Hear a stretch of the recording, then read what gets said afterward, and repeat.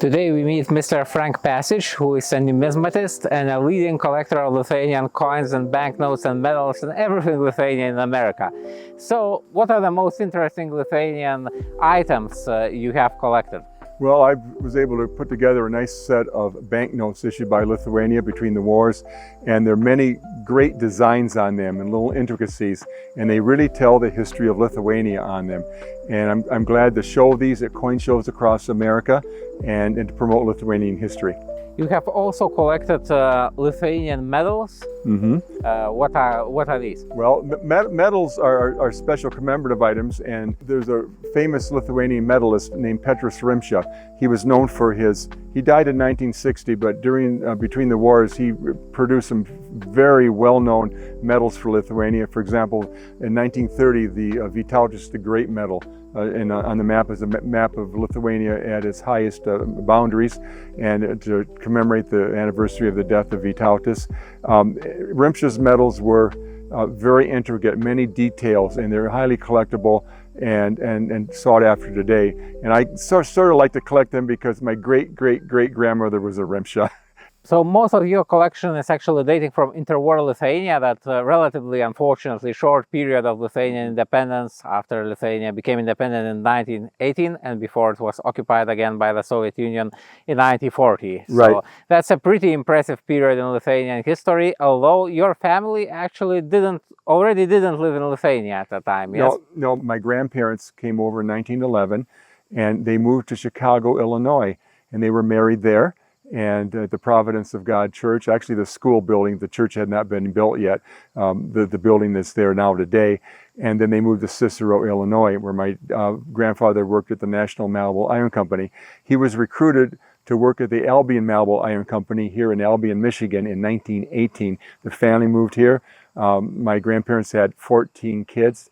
And during the Depression, here in America, they did not go hungry because they knew how to grow their own crops. They knew how to fish and hunt.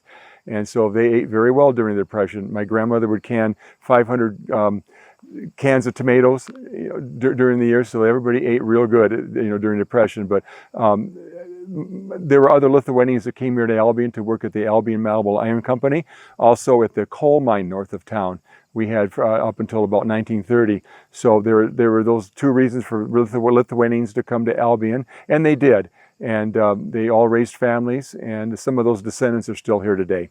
Yeah, actually, we are in Albion Cemetery, so a lot of those Lithuanians are buried here as well.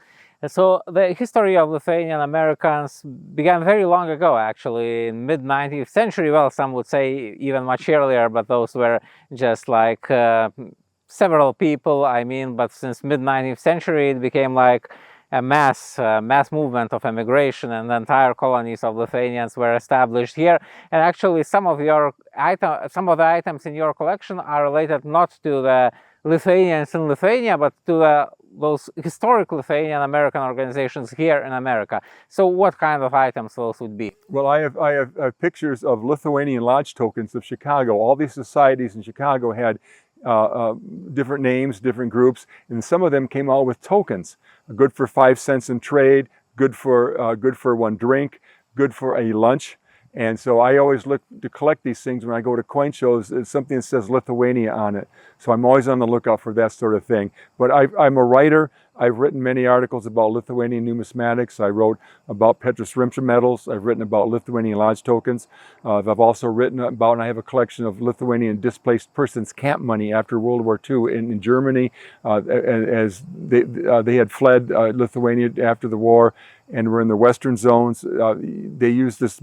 It's like play money they used to buy things like toothpaste and toothbrushes at the canteen there at their camp. So I've got a small collection of that, and I like to do research on this item. So it's a great hobby to be in. It's a great way to learn your own ethnic background through the numismatics. You can see the historical details, the designs that are on these coins or banknotes or whatever it may be. So it's a great way to learn about your heritage.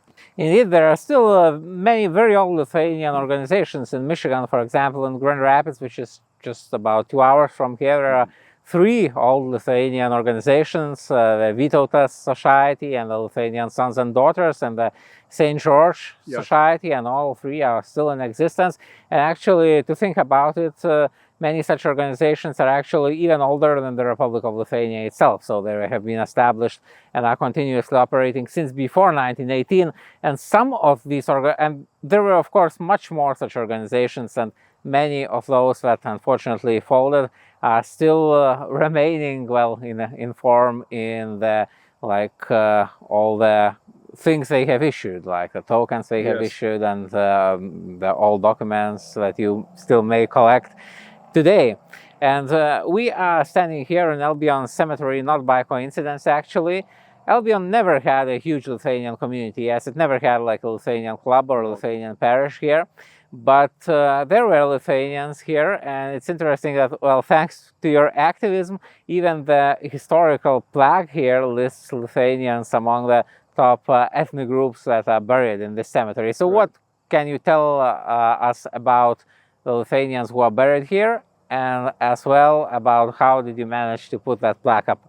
Okay, well, we have a couple, most of the Lithuanians in Albion came here right after the turn of the century, up to World War I era. And they were recruited to work at the Albion Malleable Iron Company, a factory that made foundry castings. As they came here, of course, they brought their families and raised their children. Another group, of course, was after World War II, what we call displaced persons. We got several families in Albion that came after that. Some of them had sponsors. They would come here to live and worked at the local factories in town also. Usually sponsored by the older Lithuanians. By the older invited Lithuanians, basically yes. to come. Yeah, and so those are the two main groups, and it's a great place to come live. And there's a heritage here now. The several generations of Lithuanian families that have lived here. And so how about the plaque? So Okay, the plaque was, as a historian, I said we need to have a plaque on the cemetery because we are a sesquicentennial cemetery for the state of Michigan. 1837, Michigan became a state. 1837 was when this cemetery was organized. And I approached the historical people, said, let's get a plaque, and I'll help write it. And I wrote it. I made sure that it isn't just a cemetery where people are buried, but we have people from countries from around the world that are buried here. Albion was a melting pot of ethnic groups. And so I made sure that Lithuania was included on the list of names that are on that plaque. I'm very glad, and because of that inclusion, we have also included this cemetery in our destination Lithuanian America map of Lithuanian American heritage sites. So you could actually see its exact location and visit the cemetery and see some Lithuanian surnames here, although at the time many Lithuanian immigrants who immigrated before World War I have their surnames changed, so Yes, it's not... or shortened. Yeah, so if you wouldn't have shown us some of these gravestones, we wouldn't have thought they were Lithuanians, as it's usually not clear, let's say, who is Lithuanian, who is Polish. Their names could be shortened in a very similar fashion. Well, here. my grandfather's name was originally Nicodemus Kulikowskis. Try putting that on your driver's license. But they got shortened to Mike Kulikowski by the Malleable factory. That was quite typical. The foreman did not know how to pronounce the long name or didn't want to, so they would shorten it there, or eventually became shortened when they became a citizen. So that's quite typical for this area. And so what actually makes you so interested into Lithuanian heritage? Well, for one thing, it started, I'm a numismatist, and I knew my grandparents were from Lithuania. I didn't know much about it, but I was at a coin show here in Albion, and one of the dealers had a Vienna centus, a 1 cent coin from 1936 from Lithuania. And I remembered, hey, my grandparents were from Lithuania, my mom's side. I'll buy that coin. Well, since I bought that one coin, that meant I had to have the others too. And so I started collecting Lithuanian coins and the interwar set. And there's about a dozen of them, in 1925, 1936, and 1938.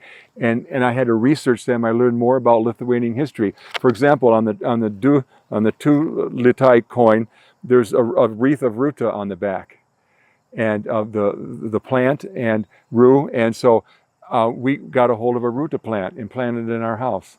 But I learned about the ruta plant because of that coin. I had to research it. And so you look at the designs, you learn about Lithuanian folklore, you learn about Lithuanian history and culture. It was through the numismatics that I learned those things. Indeed, you can never expect where like a single discovery of Lithuanian heritage in America could lead you to. So I invite you to read more about all the famous Lithuanian heritage sites all over the state of Michigan and all over more than 30 states of the United States of America, all of which are available in our Destination Lithuanian America map of Lithuanian American heritage, as well as global.lithuania.com encyclopedia of Lithuanian heritage all over the world. Also, you may notice that everybody should carry a little bit of piece of Lithuanian history in their pocket. If you get out that Lincoln penny, that link with President Lincoln, you'll notice little initials on the edge of the bottom of his jacket, kind of slanted. It says VDB, stands for Victor David Brenner. Mr. Brenner was from Cholet, Lithuania, and he designed our Lincoln penny. Thank you.